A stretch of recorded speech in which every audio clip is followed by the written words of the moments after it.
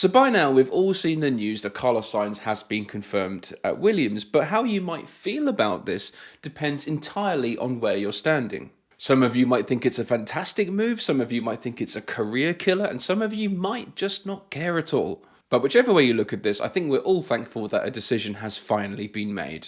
The Sainz 2025 contract saga is finally over and the building towards the future can now finally start. But it's what this future will be and look like that's the real question here, because there are various parties involved in this move and I sense all want very different things from this. Because of the long drawn out circumstances of this move, I sense it isn't quite the case of driver moves to team and driver are just happy to have each other. Looking at everyone who's keeping a close eye on this, there are three major parties involved here, namely Carlos Sainz, Williams of course, and also Mercedes. All have very differing agendas and who will judge the outcome of this move come 2025 and 2026 very differently. All of them want success from this move, but it's what this success will look like and be measured by that's going to be very different. And also what each party will be looking to gain from this long term. So let's jump straight in and see why Carlos Sainz, Williams and also Mercedes all see this move very differently. But before we do, go ahead and click that little subscribe button below,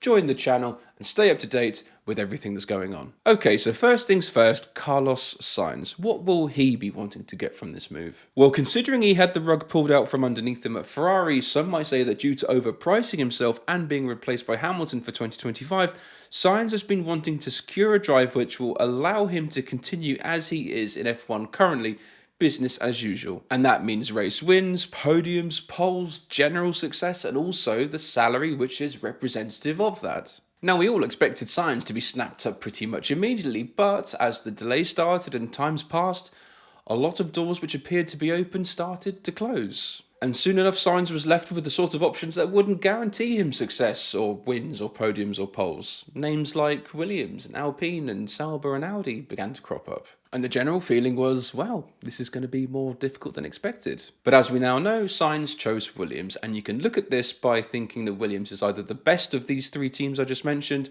or perhaps maybe it's the least worst. Looking at the other options out there, Alpine are in desperate need just to be put out of their misery once and for all, and Sauber don't really know which end of the wheel gun to use. So overall, Williams, given all its current faults and lack of performance and everything, is the best solution. And yes, the team might be having its difficulties right now, but when you look at who's involved, its aspirations, and what the team could be if everything comes together, that makes it attractive. And this is a selling point that Alpine and Sauber just don't have. And I sense that Sainz, he buys what Williams want to do. Whether he actually thinks they can do it is another question. But the key factor is that he recognises the amount of work going into the F1 project for the next couple of years. And also that is representative of his own situation as well. Sainz wants to get back up the grid to the sharp end as quickly as possible. And interestingly enough, so does Williams. See, they've got that little thing in common. But despite all that, I'm still not convinced that Sainz will want to die on the Williams hill if it came down to it. This 2-year stint at Williams will give him some fantastic opportunities that perhaps other drivers kind of wouldn't,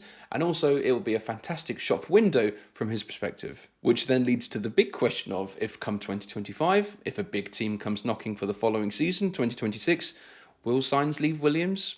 I would say absolutely. Given where Sainz is in his career right now, his age and the circumstances of this Williams drive materialising, we'll find out exactly how he sees this drive. Is he just making the best of a bad situation? Does he perhaps see it as a blip in his career, any port in a storm kind of thing? Does he perhaps even see this thing as a stepping stone to driving in one of Toto Wolff's cars later down the line? Or is this his ticket to embed himself within a team, find a long-term home and push his way back up the grid to success? So to use this Williams drive in order to find success either at that team or elsewhere, this is going to really be a test of Sainz's patience and mettle, because what he's going to find at Oxfordshire, I'm sure, is going to be very different to what he's been used to at the past few years at Maranello. And actually, he could respond very well to this, because Alex Albon turned into a new driver under James Vowles' guidance, and I'm sure Carlos Sainz could even make the next step up in his development. But even though the driver's been confirmed and announced, Sainz and Williams, it still doesn't really feel like a natural pairing. Now, I'm sure as time passes and as the news embeds and settles into us all,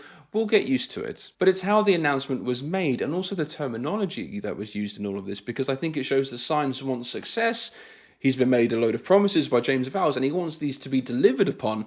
Otherwise, he's out of there. We didn't see this recent trend that we've seen in F1 of multi-year contracts. We saw it announced as 2025 and beyond. And that is open to a lot of interpretation. And I sense this translates to 2025 is confirmed, but beyond depends a lot on exactly how 2025 goes. And for Carlos Sainz, that's absolutely fine. It's a win-win scenario. He wins if Williams do well, and also if they don't do well, he wins because he gets to have a crack at another team elsewhere. And if Williams deliver on their promises for 2025 and 2026, he'll be back towards the sharp end of the grid anyway, and also he'll be praised for helping Williams get there. And if they don't, well, after showing the rest of F1 that he's been a brave boy at Williams for the last 2 seasons, he'll be able to negotiate a drive elsewhere. That is, though, if he's still in demand, because the turnover cycle of drivers recently and how they fall in and out of popularity is very, very quick right now. Perhaps this could even serve as a little bit of a wake-up call for Sainz and a realization that perhaps he's not as in demand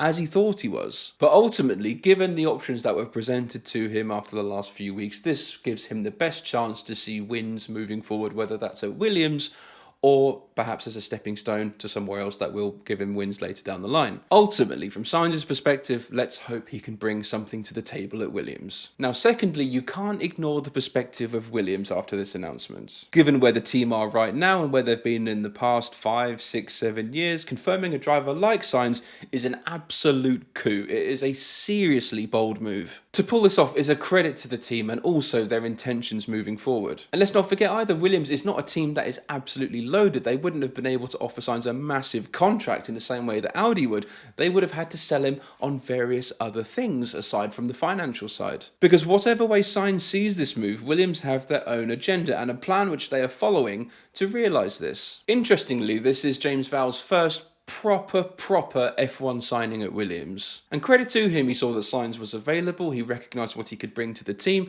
and despite all the doubters, he went out and got him anyway. Now, of course, Vowles did also sign Logan Sargent, but I sensed that there were other wheels turning above him, which made this more of an order rather than a preference. So for Williams, what Sainz does is give them a driver that is representative of the rebuilding work that they are doing behind the scenes. After securing the likes of Pat Fry and modernising the team by hauling them into the 21st century, they are finally, after so many years, having a driver lineup that is unquestionable. And I hope that in Sainz, Williams have found a driver that is very compatible with their current established driver, Alex Albon. And one also that will keep Albon on his toes, because the likes of out-qualifying Latifi and Sargent every weekend, those days are over. And this results in things like shifting more merchandise, attracting new sponsors, and activating the team in areas which it couldn't be before. Once Sainz has the keys for the Williams office and has the run of the place, who knows, we might even see some more sponsors cropping up on the car, maybe some Spanish beers perhaps. But for Williams, the key factor that this move serves is that this is the signal of the point of no return now for the team. There are no more excuses now, and the results have to happen. It is now success or bust. Because in order for James Vowles to get Sainz on board, he would have had to sell him things like the Williams goal, their vision, and also show him that they have the means, the facilities, and the people to deliver on these promises. Vowles has effectively had to show Sainz this little light coming at the end of the tunnel, and how they're going to get there, and how it isn't effectively a train coming the other way. So moving forward, Williams have to get serious, because setbacks that we're seeing in 2024 after a quite successful 2023 aren't going to be tolerated. If Williams see another flop of a season in 2025, I suspect it's going to be incredibly difficult to maintain Carlos Sainz for 2026. And after all, you kind of have to understand Sainz, because he does have a shelf life after all, and if he can, he won't want to spend time at the back of the grid. And what's amazing on the whole of this, and it shows the significance of this whole move, is that Williams have not had a race-winning driver in their car since Felipe Massa in 2017. But equally, by 2017, Massa had not won a race since 2008, so you might say he was a little bit out of practice. So really, the last time Williams had a current race-winning driver in their seat that wasn't a Pastor Maldonado fluke was Juan Pablo Montoya in 2004, 20 years ago. Let that set in for a little minute. So what this does is a statement that those dark days and that gap in time is hopefully now over. And it also gives a sense of legitimacy to Williams' high aspirations and also raises their expectations a little bit. Gone are the days of pay drivers and celebrating 10th place finishes, hopefully. Because now with Sainz on board, Williams are going to have to set their sights a little higher for 2025 onwards. And also, not to mention Sainz coming straight in from Ferrari, he can give a little bit of an outside perspective to Williams and give them like a little minor course check if they need it. Now, thirdly, watching over this new Williams and Sainz dynamic like a hawk is Mercedes, because they have their own agenda on this and can indirectly benefit whichever way it goes. So right now, Mercedes still have a vacant seat alongside Russell for 2025, and various names have come and gone to fill this, including Carlos Sainz. However, if you think Williams confirming Sainz was an absolute coup, the whole F1 world will be turned on its head if the rumours do turn out to be true and Mercedes signed Max Verstappen for 2025. Now, it's a massive long shot. I don't think it will happen, at least not right now anyway, because I'm sure Sainz would have held out for the newly vacated Red Bull seat rather than signing for Williams. He probably heard something that was going on behind the scenes. But from Mercedes' perspective, what Williams signing Carlos Sainz does show is that he is now part of the Mercedes empire. And also that Andreas Kimi Antonelli could be inching closer to that Mercedes seat. Now, there's no doubt that Kimi Antonelli would be a big risk making that jump from Formula 2 up to a front-running Formula 1 seat. And who knows how he could deal with this? He could be like a fish to water, he could be average, or he could be just completely out of his depth. But very conveniently, by Sainz now being a part of Williams, Toto Wolff now has a very interesting option, or even a safety net, should they sign Kimi Antonelli for a race seat and it not work out. Ultimately, what this does is give Mercedes options, and this is very important because let's not forget Russell's contract is running out in 2025, and should George decide to go elsewhere, I'm sure there's a little clause in that Sainz and Williams contract that says